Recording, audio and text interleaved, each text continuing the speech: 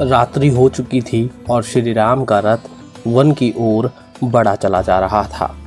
तभी उन्होंने देखा कि उनके प्रति अनुराग रखने वाले कई अयोध्यावासी दूर से मशाल जलाए हुए उनके पीछे पीछे चले आए। उन्हें देख भगवान श्री राम बड़े ही व्यथित हो गए। भगवान श्री राम उन नगर वासियों के विषय में कुछ सोच ही रहे थे, तभी तमसा नदी का तट आ गया। सुमंत्र ने रथ को नदी के तट पर रोक दिया तथा घोड़ों को खोलकर उन्हें पानी पिलाया और नहलाया। तत्पश्चात उन घोड़ों को तमसा के निकट ही चरने के लिए छोड़ दिया। तमसा के उस रमणीय तट को देखकर श्री राम ने लक्ष्मण और सीता से कहा कि आज हमारे वनवास की पहली रात है, इसलिए आज से हम लोगों को महलों के सुखों की इच्छा को अपने मन से पूर्णतया त्याग कर देना चाहिए। इस वन में नाना प्रकार के फल फूल मिल सकते हैं, जिनका तुम और देवी सीता आहार कर सकते हो। क्योंकि आज वनवास की पहली रात है, इसलिए मैं इसे जल पीकर ही बिताऊंगा। इस प्रकार वार्ता करते हुए श्री राम लक्ष्मण से कहते हैं, हे नरश्रेष्ठ, तुमने मेरे साथ आकर बड़ा ही महत्वपूर्ण कार्य किया है, क्योंकि अगर तुम ना आते तो मुझे सीता की रक्षा के लिए सहायक ढूंढना पड़ता। तभी सुमंत्र आकर घोड़ों को बांध देते हैं और उनके सामने बहुत सारा चारा डालकर लक्ष्मण के साथ भगवान श्री राम के शयन के लिए योग्य आसन बनाने लगते हैं।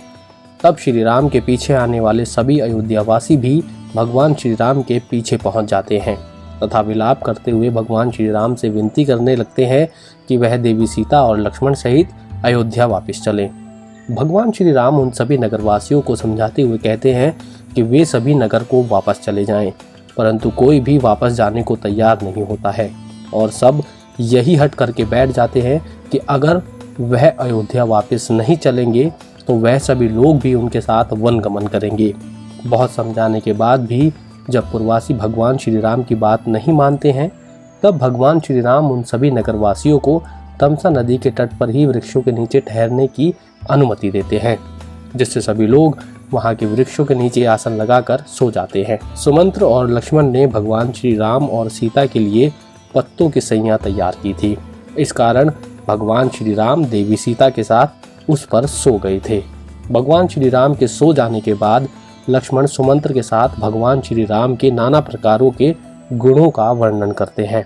सूर्योदय से पूर्व ही भगवान श्री राम उठ गए और पुरवासियों को गहरी नींद में सोता हुआ देख लक्ष्मण से कहा कि लक्ष्मण, इन पुरवासियों की ओर देखो, ये केवल हमारी चाह में वृक्षों की जड़ों से सट कर सो रहे हैं। ये हमें वापस ले जाकर लौटाने का हट करके आए हैं। ये अपने प्राण त्याग देंगे लेकिन अपना निश्चय नहीं छोड़ेंगे।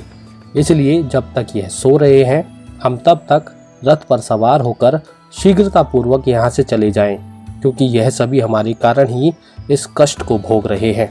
जबकि राजकुमारों का कर्तव्य होता है कि वह परवासियों को अपने द्वारा होने वाले दुख से दूर करें, ना कि अपना दुख देकर उन्हें और भी दुखी बना दें। भगवान श्री राम की यह बात सुनकर लक्ष्मण जी ने कहा कि मुझे आपकी राय बहुत पसंद है, आप शीघ्र ही रथ पर सवार होइए। तब भगवान श्री राम ने सुमंत्र से कहा कि आप शीघ्र ही रथ जोत कर तैयार कीजिए। श्री राम की आज्ञा पाकर सुमंत्र ने तुरंत ही घोड़ों को रथ से जोत दिया। भगवान श्री राम देवी सीता सहित रथ पर सवार हुए और तीव्र गति से तमसा नदी के उस पार चले गए। तमसा नदी के उस पार कुछ दूर जाने के बाद भगवान श्री राम ने उनसे कहा कि हे सारथी, हम यहीं पर उतर जाते हैं, परंतु आप पुरवासियों को भुलावा देने के लिए पहले उत्तर दिशा की ओर जाओ। 2 घड़ी तक तीव्र गति से उत्तर की ओर जाकर फिर दूसरे मार्ग से रथ को यहीं लौटा लाओ, जिससे पुरवासियों को मेरा पता न चल सके। भगवान श्री राम की यह बात सुनकर सुमंत्र ने ठीक वैसा ही किया और लौटकर पुनः भगवान श्री राम की सेवा में रथ को उपस्थित कर दिया।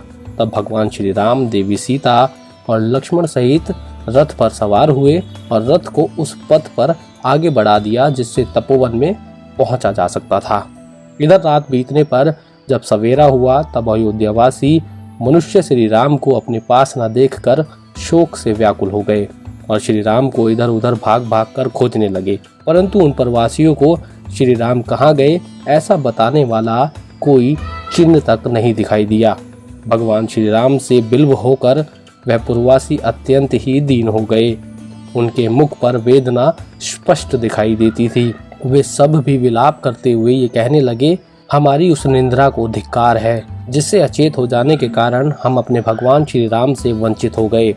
जो श्री राम सदा हमारी रक्षा करते थे, वो श्री राम आज हमें छोड़कर वन क्यों चले गए?